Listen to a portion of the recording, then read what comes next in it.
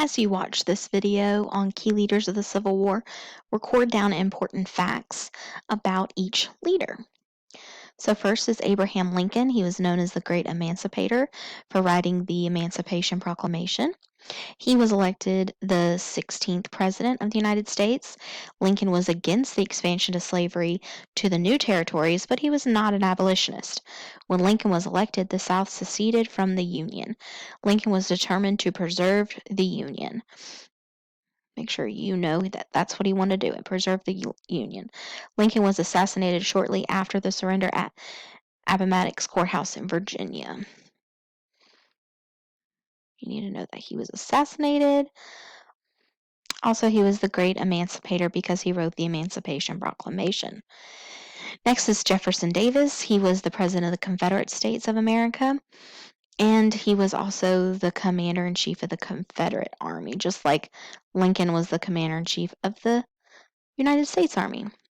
Davis did not need to look for a good general because Robert E. Lee chose to take the leadership of the Army of Northern Virginia.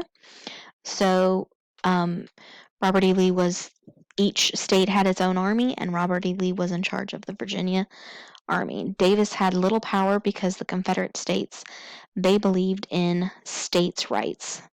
So Lincoln had much more power in the Union than Jefferson Davis because that was one of the reasons they seceded, is they wanted states to be stronger than the federal government. Next leader is Ulysses S. Grant. He was a general in the Union Army. When the Civil War began, the Union Army was weak and lost many battles.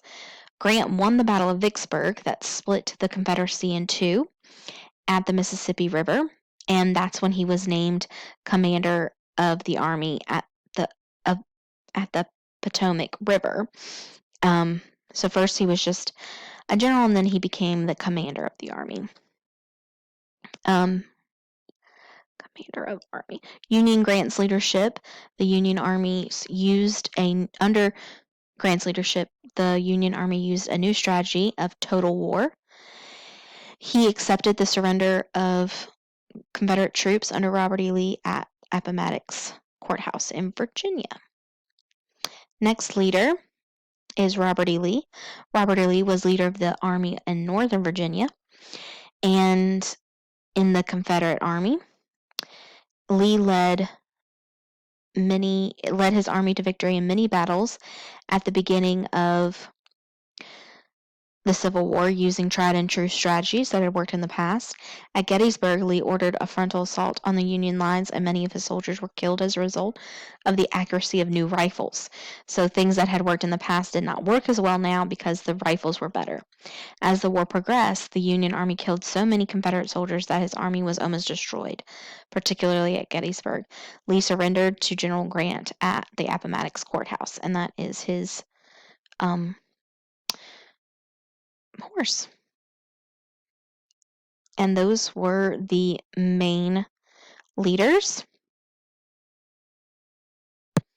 Take some time and on a piece of paper, compare Ulysses S. Grant and Robert E. Lee, the two generals, and how they're the same and how they're different.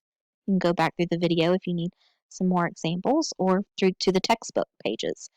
And you can also compare the roles and accomplishment of the two presidents, Abraham Lincoln versus Jefferson Davis.